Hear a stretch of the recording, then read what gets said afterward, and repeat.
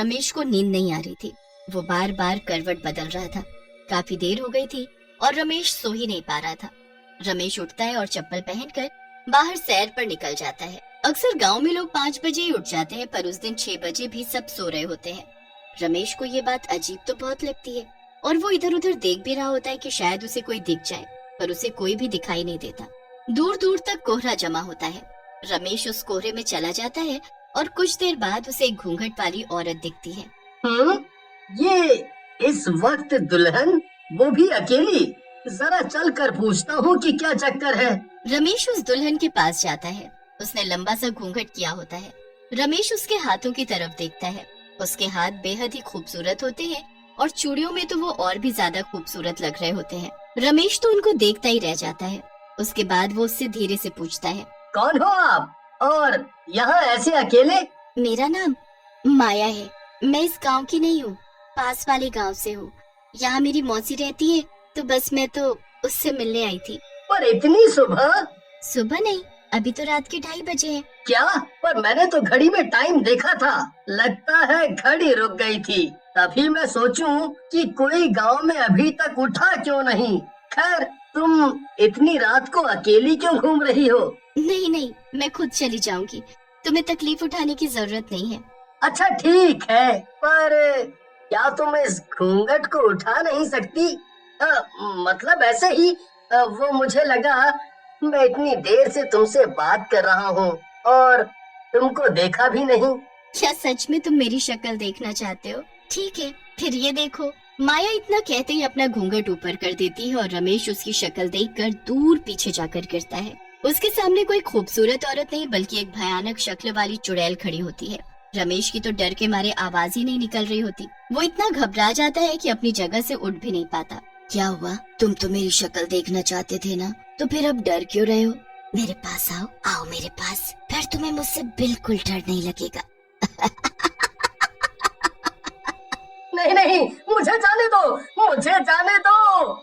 जो एक बार मेरी शक्ल देख लेता है, फिर हमेशा के लिए मेरा हो जाता है। अब तुम कहीं नहीं जा सकते, अब तुम मेरे हो, सिर्फ मेरे। चुड़ैल अपने हाथों से इशारा करते हुए उसे पास बुलाती रहती है। रमेश चुड़ैल की तरफ देखता ही रहता है और धीरे धीरे उसका दिमाग उस चुड़ैल के वश में हो जाता है। चुड़ैल बड़ी खुश होती है और जोर जोर से हंसने लगती है। अब आएगा मजा। वो चुड़ैल वापस अपना घूंघट करती है और तुरंत वहाँ से गायब हो जाती है। रमेश को कुछ होश नहीं होता। वो अपने घर जाकर बस सो जाता है। अब अगली सुबह रमेश की माँ उसे उठाती है। उठ बेटा, आज हमें लड़की देखने जाना है। रमेश उठकर नहा धोकर तैयार हो जाता है। उसके बाद वो लड़की के घर जाते हैं। लड़की सबको बड़ी पसंद होती है, पर रमेश उसकी तरफ देख भी नहीं रहा होता। रमेश की माँ उसे कोनी मार कर लड़की की तरफ देखने का इशारा करती है। अरे लड़की को तो देख, फिर हम तेरा रिश्ता इससे पक्का करें। रमेश का दिमाग अभी भी चुड़ैल के वश में होता है। वो जैसे ही उस लड़की को देखता है, उसका गला पकड़ लेता है। सब लोग ये देखकर हैरान हो जाते हैं और उस लड़की को रमेश के हाथों से जैसे तैसे छुड़ाते हैं। ये क्या हरकत की है तूने? मैं सारी लड़कियों को मार डालूंगा।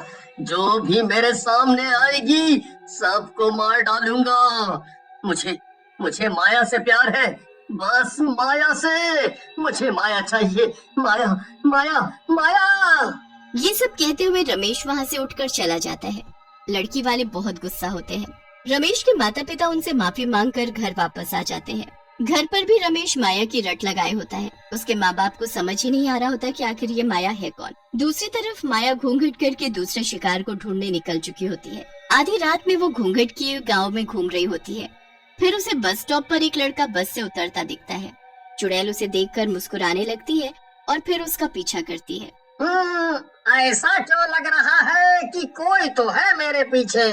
मोहित एकदम मुड़ता है तो उसके पीछे वही घूंघट किए चुड़ैल चल रही होती है। मोहित पहले तो घबरा जाता है, पर फिर वो उससे पूछता है कि वो यहाँ क्या कर रही है। चुड़ैल उसे भी एक झूठी कहानी सुनाकर अपनी बातों में फंसा लेती है।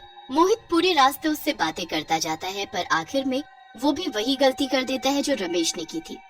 क्या आप अपना घूंघट ऊपर कर सकती हो? मतलब बस मैं देखना चाहता हूँ कि आखिर जिसकी इतनी मीठी आवाज है, उसका चेहरा कितना खूबसूरत होगा। ऐसी बात है तो मैं अभी तुम्हारी ये इच्छा पूरी करती हूँ।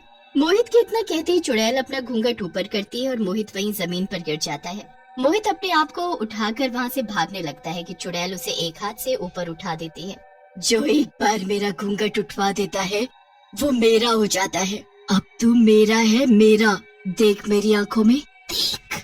मोहित चुड़ैल की आंखों में देखता है तो उसे कुछ होने लगता है। वो भी चुड़ैल के वश में हो जाता है। चुड़ैल उसे ऐसे ही वापस जमीन में पटक देती है। उसके बाद वो जोर जोर से हंसती है और अपना घूंघट करके चल देती है। मोहित अपने होश में नहीं होता और उठकर सीधा अपने घर की ओर चल देता है। ये सब कुछ दूर खड़ी शीतल देख रही होती है। शीतल मोहित की पड़ोसन होती है जो देर रात किसी जागरण से वापस आ रही होती है। ये सब मैं क्या देख रही हूँ? हमारे गांव में चुड़ैल है, वो भी घूंघट वाली चुड़ैल। मुझे इसके बारे में कल ही गांव वालों को बताना होगा। अगले ही दिन शीतल बहुत बीमार पड़ जाती है और उसे कुछ होश ही नहीं होता। शीतल जितने दिनों में ठीक होती है उतने दिनों में वो चुड़ैल जाने कितने लोगों को अपने काबू में कर चुकी होती है। जिस दिन शीतल को होश आता है वो जल्दी से उठकर बाहर जाती है। सामने का नजारा देख उसके होश उड़ जाते हैं। कुछ लड़के और आदमी औरतों का गला दबा रहे होते हैं। ये सब क्या हो रहा है? मुझे सबको बचाना होगा। अरे बेटी, कहाँ मौत के मुंह में जा रही है? पर ये सब हो क्या रहा है हमारे गांव में? पता नहीं हमारे गांव के मर्दों को क्या हो गया है। वो बस किसी भी औरत को देखते हैं तो गुस्से में आकर उसकी जान लेने पर उतारू हो जाते हैं। यहाँ तक कि मेरे बेटे ने कुछ दिन पहले एक लड़की जिसे हम शादी के लिए देखने गए थे उस पर ही हमला कर दिया। उसके बाद वो मोहित है ना, उसने गांव की एक लड़की का गला दबा दिया। वो तो अच्छा हुआ उसकी माँ सही वक्त पर आ गई और उसे बचा लिया। बहन बेटी को छोड़ ये मर्द किसी भी औरत को मारने पर उतारू हैं। मुझे पता है ये लोग ऐसा क्यों कर रहे हैं। ये सब वो घूंघट वाली चुड़ैल का काम है। मैंने देखा था उस रात खुद अपनी आंखों से। उसने मेरे सामने घूंघट ऊपर किया और उसकी चुड़ैल शक्ल मैं अभी तक नहीं भूल पाई। उसने मेरे सामने मोहित को वश में किया। मैं घर आकर किसी को कुछ बता पाती कि मैं खुद ही ऐसी बीमार पड़ी कि मुझे आज होश आया। पर अब हमें उस घूंघट वाली चुड़ैल को पकड़ना होगा और सब कुछ ठीक करना होगा। तो चलो अभी गांव के पंडित जी के पास। दोनों जल्दी से पंडित जी को उस चुड़ैल के बारे में बताते हैं। क्या उसका इंतजाम करना कोई आसान काम नहीं है। वो चुड़ैल हमेशा की तरह आज रात भी घूंघट में बाहर निकलेगी। बस तुम्हें कैसे भी करके उस औरत के पल्लू का कोना काट कर लाना है। ये तो बहुत मुश्किल काम है। वो चुड़ैल बस गांव के आदमियों के पास ही आती है तो मैं कैसे कर पाऊंगी ये सब? तभी तो कहा था कि मुश्किल काम है। और अगर गांव को उस घूंघट वाली चुड़ैल से बचाना है तो ये तो करना ही पड़ेगा। शीतल और रमेश की माँ घर आ जाती हैं। शाम तक इसी के बारे में सोच सोच कर उनका सर दर्द हो जाता है, पर उन्हें कुछ समझ नहीं आता कि आखिर वो किसको भेजे। कोई भी चुड़ैल का नाम सुनकर जाने को तैयार ही नहीं होता। फिर शीतल के दिमाग में एक आइडिया आता है। वो रमेश के कपड़े पहनकर और अपने सर पर पगड़ी बांधकर और नकली मूछें लगाकर लड़का बन जाती है और निकल जाती है आधी रात को उस घूंघट वाली चुड़ैल की तलाश में। डर तो उसे बहुत लग रहा होता है, पर वो हिम्मत करके चलती जाती है। काफी देर बाद उसे वो घूंघट वाली चुड़ैल मिल जाती है। वो शीतल के पास आकर उससे बातें करने लगती है। मेरा नाम हरिया है। मेरे पेट में दर्द हो रहा था तो बस मैं टहलने निकला था। अच्छा, तो मैं कुछ मदद करूं? नहीं नहीं नहीं, अब तो ठीक है। चुड़ैल काफी देर तक शीतल को हरिया समझ उससे बातें करती रहती है। शीतल की नजर चुड़ैल के पल्लू पर होती है जिसे उसको काटना होता है, पर उसे समझ ही नहीं आ रहा होता कि वो ये काम कैसे करे। तुम पहले ऐसे आदमी हो जिसने अभी तक मेरी शक्ल देखने को नहीं बोला। शक्ल में क्या रखा है? मुझे तुम्हारी शक्ल देखने में कोई दिलचस्पी नहीं है। शीतल बहुत डर जाती है। चुड़ैल उसे अपनी शक्ल दिखा दे उससे पहले वो अपना पैर अड़ाकर उसे गिरा देती है। आह, ये क्या किया तुमने? मुझे गिरा दिया।